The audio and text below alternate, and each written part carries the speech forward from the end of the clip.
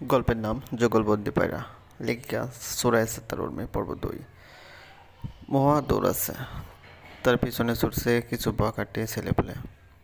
মহুয়া ভয়ে আত্মা কাঁপছে। ইতিমধ্যে রাস্তাঘাট ফাঁকা হয়ে গেছে। চারদিকে ঘন জঙ্গল আর দাঁড়িয়ে থাকা উঁচু গাছগুলোর ছায়া ছাড়া কিছুই চোখে পড়ছে না। নিজের কপালে নিজেই চাপড়াচ্ছে সে। বাস নষ্ট হয়ে গেছে অর্ধেক রাস্তায়। প্যাসেঞ্জাররা তুলকালাম বাজিয়ে গাড়ি ড্রাইভারকে গালিগালাজ করে যে যার মতো পথে হাঁটা ধরেছে। মাঝ নদীতে পড়েছে মহুয়া। একা একা পা বাড়াতেই নজরে পড়েছে কিছু বখাটেদের। সামনে উঁচু ঢিলার উপর বসে তারা জুয়া খেলছিল। মহুয়াকে দেখতেই হুড়মুড়িয়ে নেমে আসে। মহুয়া ভয়ে মনে মনে আল্লাহকে ডাকলো। এক রাতে এত কিছু নিজেই পারছে না। মস্তিষ্ক খালি খালি লাগছে। সে বারবার পিছনে ফিরে দেখাচ্ছে তো পা ছুটাচ্ছে, কিন্তু আজ যেন বিপদ তার শেষ হবারই নয়। আকাশের বুক চিরে বেরিয়ে আসছে আক্রোশ। বাস পালিয়ে কোথাও করে দিচ্ছে আলোকিত চারদিক। জড়ো হাওয়া বইছে, ঘন কালো মেঘ জমে চাঁদ থেকে আড়াল করে দিচ্ছে। মহুয়ার হাঁপিয়ে গেছে পা, যেন আর চলছেই না। কোন পথ ছেড়ে কোন পথ চলে এসেছে কিছুই জানা নেই তার। মহুয়া দাঁড়িয়ে পড়লো। ছেলেগুলো চলে এসে প্রায় তাকে ছুঁই ছুঁই।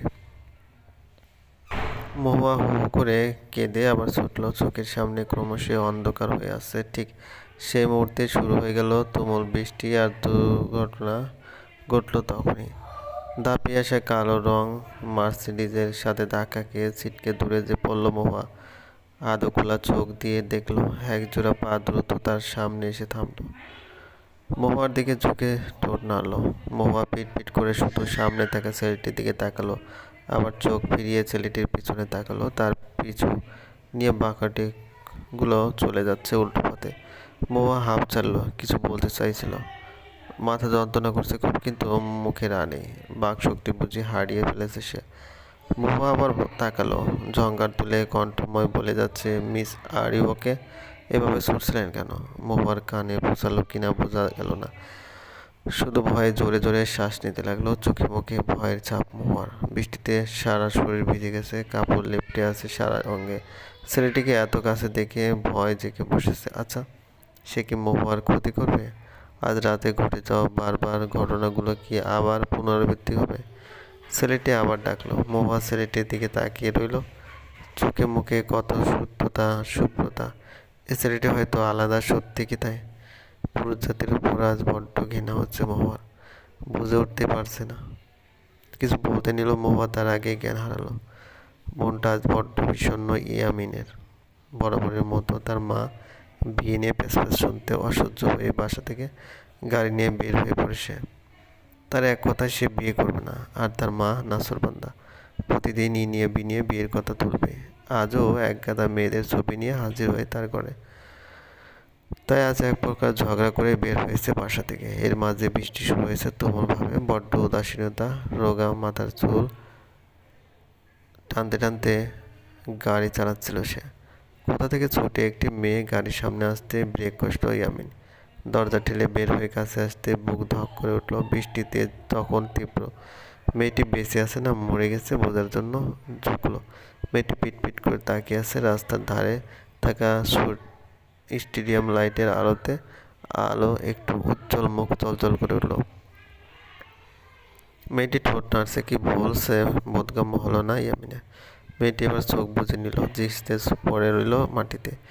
বৃষ্টির পানিতে ভেসে যেতে লাগলো রক্ত। ছেলেটি অবাক হয়ে গেল। মহুয়ার মুখে পড়ে থাকা চুল সরাতে ভেসে উঠল ক্ষত স্থানটি। বুকে মাঝে কেমন জানি করে উঠল ইয়ামিনের। নাকের সামনে কাঁপা কাঁপা হাত এগিয়ে দিল। শ্বাস নিচ্ছে দেখে স্বস্তি ফিরে পেল। কোনো কিছু না ভেবেই কোলে তুলে নিল তাকে। গাড়ির পিছনের সিটে শুয়ে পড়ে গাড়ি ঘোরালো। চিঠি পড়ে সেদিন থম মেরে বসে থাকে মহুয়া। সারা রাত ভাবে, কে এই ব্যক্তি, কে এই প্রেমিক মানুষ যার ভিতরে এতটা ভালোবাসা তারা থাকে ভন করে ঘুরতে থাকে প্রতিটি শব্দ। মস্তিষ্ক শিরায় উপশিরায় জানান দেয় লোকটি তার প্রিয়তমার ভালোবাসায় কাতর। নয়তো বড্ড পাগল বা পাগল প্রেমিক। আবার সব পাগলরা প্রেমিক হয় না, আর কেউ হয় ভবের পাগল। এমন অনেকেই আছে যারা হয় নিশ্চয় পাগল প্রেমিক, নিঃশব্দে শুধু ভালোবেসে যেতে পারে এরা আজীবন। লোকটিকে মহুয়া সেই ক্যাটাগরিতে ফেললো। নিশ্চয় পাগল প্রেমিক। সারা রাত এসব ভেবে ভোর রাতে কলম উঁচিয়ে সেও লিখে ফেললো কয়েক লাইন। লোকটিরও জানা দরকার তার পায়রা তার চিঠি ভুল ঠিকানায় এনেছে। মহুয়া লিখল, মিস্টার প্রিয়তমার প্রিয়তম। মধ্যযুগে চিঠি প্রচলন ছিল জানতাম, ডিজিটাল যুগেও যে কেউ তার অনুভূতি এত সুন্দর করে সাদা কাগজে তুলে ধরতে পারে, সে মানুষটি নিজ মনের সাথে কেউ ভালোবাসতে পারে অসীম তা স্পষ্ট। যদিও চিঠি ভুল মানুষের কাছে এসেছে, পড়ে ফেলেছি, তার জন্য দুঃখিত। তবে দোয়া করি দুনিয়ায় যেই প্রান্তে আপনার প্রিয়তমা থাকুক না কেন, তার কাছে আপনার মনের উপর চিঠি পৌঁছে আপনার কাছে ফিরে আসুক। ইতি প্রিয়তমার চিঠি ভুল ঠিকানায় আসা আর সেই ভুল ঠিকানার মালিক মরীচিকা। চিঠিটি লিখে চটপট পায়রার পায়ে বেঁধে উড়িয়ে দিল মহুয়া। বেলকনিতে দাঁড়িয়ে ভোরের আলোর সাথে তাল মিলিয়ে ছুটে চলতে দেখতে লাগলো পায়রাটিকে। মনের মাঝে আনন্দের রেশ। সেদিন সারাদিন কেটেছিল, চিঠির জবাব পাবে না ভেবেও সারাদিন এই ভাবনায় কাটিয়ে দিয়েছিল মহুয়া। সে অপেক্ষা যেন ছিল মিষ্টি এক অনুভূতি আর মুখের লাজুক হাসি। স্বপ্নের মাঝে পুরনো কিছু স্মৃতি ভেসে উঠতেই ঘুমের মাঝে ঠোঁটের কোণে হাসি ফুটল মহুয়ার। তার সামনেই সোফায় বসে থাকা বড্ড বিরক্তি ইয়ামিন বিস্ময়ে বিমূঢ়। একটা অসুস্থ মেয়ে কিভাবে ঘুমের মাঝে হাসতে পারে? যদিও সে মেয়েদের বড্ড অপছন্দ করে, কিন্তু মেয়েটিকে যেন তার কেন যেন অন্যরকম লাগছে। তার কারণটা কি? নিতান্তই মেয়েটির বাচ্চা মুখ, নাকি তার দুর্দশা? ইয়ামিন মাথা চেপে ধরল নিজেকে, নিজেই গালি দিয়ে বলল, হোয়াট ম্যান, তুই আবার মেয়েদের নিয়ে ভাবছিস? It's harmful, very harmful. চলবে। গল্পটি ভালো লাগলে অবশ্যই লাইক করবেন, কমেন্ট করে জানিয়ে দেবেন। চ্যানেলে যদি নতুন হয়ে থাকেন অবশ্যই সাবস্ক্রাইব করে পাশে থেকে বেল। গল্পের নাম যুগলবন্দি পায়রা, লেখিকা সুরায়া চট্টগ্রামী, পর্ব 3। চোখ পিট করে তাকালো মহুয়া। মাথার উপর ভন ভন করে পাখা করছে। ঘরটিতে মৃদু মন্দ আলো, দূরে কোথা থেকে ভেসে আসছে কাঠগোলাপের তীব্র গন্ধ। মহুয়া আশেপাশে চোখ বোলালো। কটা বাজে? জানা দরকার। খোলা জানালা দিয়ে রাতের মেঘলা আকাশ ভাসছে আর ফরফর করে আসা বাতাসে উড়ে চলছে শুভ্র আর লাল পর্দা। ঘরটিতে সব রুচিশীল আসবাবপত্র শুভ্র আর লাল। মাথায় অসহনীয় ব্যথা নিয়ে উঠে বসতে চাইল মহুয়া, কিন্তু উঠতে ব্যর্থ। সারা শরীরে ব্যথায় জর্জরিত। মাথায় হাত দিয়ে বুঝতে পারলো ব্যান্ডেজ করা। মনে পড়ে গেল অ্যাক্সিডেন্টের কথা। মহুয়া ধড়ফড় করে উঠে বসলো। কোথায় সে? গায়ের কথা সরিয়ে উঠতে আরেক ধাক্কা গেল। তার শরীরে কোনো পুরুষের শার্ট ছাড়া কিচ্ছুটি নেই। গলা শুকিয়ে এলো মহুয়ার। অচেনা অজানা ভয় জেগে বসলো তাকে। বারবার পেটে মোচড় দিয়ে যাচ্ছে। তার সাথে কোনো বাজে ঘটনা ঘটে গেছে কি এই এক পশলার বৃষ্টি রাতে? ধীরে ধীরে সব কথা মনে হতেই লাগলো। পা জোড়া মালিককে দেখেই জ্ঞান হারিয়েছে মহুয়া। লোকটি তার সাথে বাজে কিছু করেনি তো? কিন্তু মহুয়ার মন সায় দিল না। লোকটির গভীর কালো কুচকুচে চোখে শুধু শুদ্ধতাই দেখতে পেয়েছিল মহুয়া। তবে মস্তিষ্ক এর আগের লোকগুলোর কথা ভেবে চাপা ভয়ে জানান দিচ্ছে, পুরুষ মানুষ সব একরকম, একা মেয়ে পেলে ছেড়ে দিবে না কখনোই। কিন্তু মন বলছে মিথ্যা, অহেতুক ভাবনা।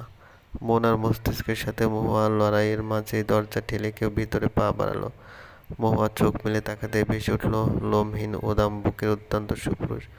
মহুয়ার চোখে মুখে আতঙ্ক ফুটে উঠল, মস্তিষ্কে খেলে গেল নানান প্রশ্ন। মুহূর্তে গাল বেয়ে গড়িয়ে পড়ল ফোঁটা ফোঁটা জল।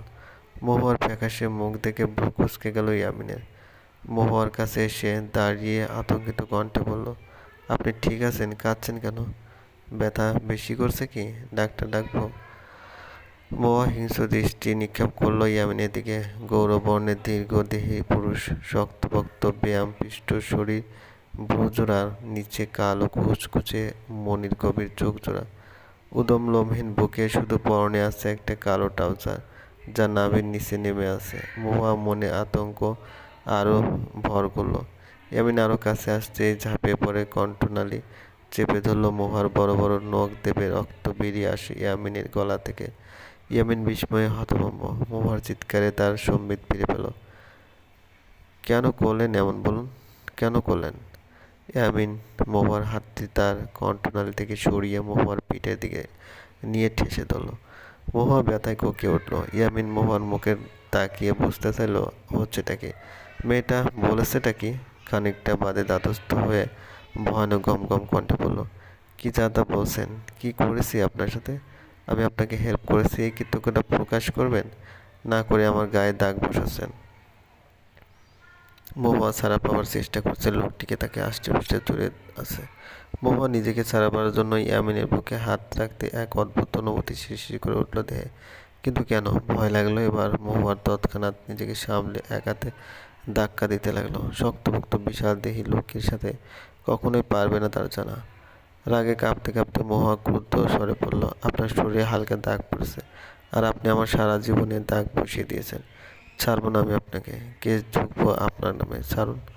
বলে মহুয়া কামড় বসালো ইয়ামিনের বুকে। ইয়ামিন স্তব্ধ হয়ে গেল। রাগে গজগজ করতে করতে ধাক্কা দিয়ে বিছানায় ফেলে দিল মহুয়াকে। মহুয়া উঠতে নেবে তার আগেই তার উপর ঝুঁকে পড়ে ইয়ামিন। গাল চেপে মহুয়াকে ধরে রক্ত লাল চোখে তাকিয়ে বলল, ইয়ামিনের এক ইশারায় হাজারটা মেয়ে পেট পার্টনার হতে রাজি। তোমার মতো বেহেনজি সেখানেই নিতান্তই তুচ্ছ। আমার এত রুচি খারাপ না যে তোমার সাথে শুতে হবে। কপাল উঠে গেল চোখ মহুয়ার। ককপটে বলা ভয়ঙ্কর কথাগুলো কানে বাজতে লাগলো তার। মনের মাঝে একরাশ বেদনার ছাপ উঠে গেল। মনে মনে বলল, তার পত্রপ্রেমিকের সে যোগ্য তো? যদি ফিরিয়ে দেয়? বিষণ্ণ হয়ে গেল তার মন। চোখের জল টপ টপ করতে লাগলো। তবুও নিজেকে সামলে বলে উঠল, এতই যখন অপছন্দ তাহলে আমার গায়ে হাত কেন দিয়েছেন? ইয়ামিন স্বভাবসুলভ ভ্রু কুঁচকায়, গম্ভীর থমে কণ্ঠে বলে ওঠে, আমি আপনাকে টাচ করিনি, তাহলে আমার কাপড়? মিস নীরু পাল্টে দিয়েছেন আপনার কাপড়। সরে এলো ইয়ামিন। মহুয়া পড়েই রইল বিছানায়। ইয়ামিনের চোখের সাথে চোখাচোখি হতেই লজ্জা পেয়ে গেল সে। এক গাদা আড়ষ্টতা ভর করলো। নিজের কাজে নিজেই লজ্জা পেয়েছে সে। লোকটি তাকে সহায়তা না করলে সত্যি সত্যি কোনো পশুর শিকার হতো সে। মুহূর্তে কান্নাগুলো দলা পাকিয়ে আসতে যাওয়ার আগেই টুপ করে গিলে নিল মহুয়া। লজ্জিত ভঙ্গিতে বলল, আমি দুঃখিত, আপনাকে আমি ভুল বুঝেছি। ইয়ামিন আবার তাকালো। মেয়েটি উঠে বসে আছে তখন। রাগের মাথায় বেঞ্চি বললেও মেয়েটি সুন্দর, ছোট একটি পুতুলের মতো। চুলগুলো এলোমেলো হয়ে আছে। মুখটি দেখতে নিতান্ত বাচ্চা বাচ্চা মনে হচ্ছে। গায়ের রং হলদে ফর্সা। ইয়ামিন তীক্ষ্ণ দৃষ্টিতে দেখতে লাগলো মহুয়াকে। তার চোখ মাথার চুল থেকে মুখ গলায় আসতে নিজে সরিয়ে নেয়। ধস্তাধস্তির সময় মহুয়ার শার্টের বোতাম ছিঁড়ে গেছে দুটি। ইয়ামিনের নজর এভাবে ফিরিয়ে নিতে ভ্রু কুঁচকে যায় মহুয়ার। নিজের দিক তাকিয়ে দেখতেই আঁতকে উঠল মহুয়া। বিছানার চাদর টেনে গায়ে জড়িয়ে বসে রইল। বলল, ইয়ামিন গলা পরিষ্কার করে বলল, রেস্ট করুন, সকালে কথা হবে। ইয়ামিনের যাওয়ার পথে তাকিয়ে রইল মহুয়া। প্রশস্ত পিঠে ছোট ছোট লাল তিল, আর দিক মাঝামাঝিতে রক্ত জমাট বাঁধার মতো জন্মদাগ ভাসমান। মহুয়া চোখ ফিরে নিল। নিজেকে লুচু লুচু মনে হলো। লোকটি বা কেমন? একটি মেয়ে মানুষের সামনে উদম বদম ঘুরছে। মহুয়া বিছানা গা এলিয়ে শুয়ে পড়ে দীর্ঘশ্বাস ছাড়ল। নিশ্চুপ পাগলাটে প্রেমিক কাছ থেকে অপ্রত্যাশিতভাবে ফিরে পাওয়া চিঠির কথাগুলো মনে করতে করতে ঘুম জাগতে পাড়ি জমালো মহুয়া। 3 দিনের মাথায় চিঠি নিয়ে হাজির হয়েছিল পায়রাটি। মহুয়া সেদিন ভীষণ অবাক। বুকের ধড়ফড়ানি বৃদ্ধি পেয়েছিল কয়েকশো গুণ। মনে হচ্ছিল সিনেমার মতো তার চারপাশে গান বাজতেছে, শস্য শব্দে হাওয়া বইছে। নিজেকে 90 দশকের প্রেমিকা লাগছে। যদিও সে মনে মনে চাইতো লোকটির কাছ থেকে ফিরে আসুক তার উত্তর। কিন্তু এত জলদি ভেবে পেল না সে। চটপট চিঠি খুলতেই ভেসে উঠল চেনা পরিচিত গোটা গোটা অক্ষরে গুটি কয়েক লেখা। এতেই যেন মহুয়া সন্তুষ্ট। বার কয়েকবার পড়ে নিল সে। যতবার পড়ে বুকে ভিতর ডিপ ডিপ করে আওয়াজ শোনা বেড়ে যায়।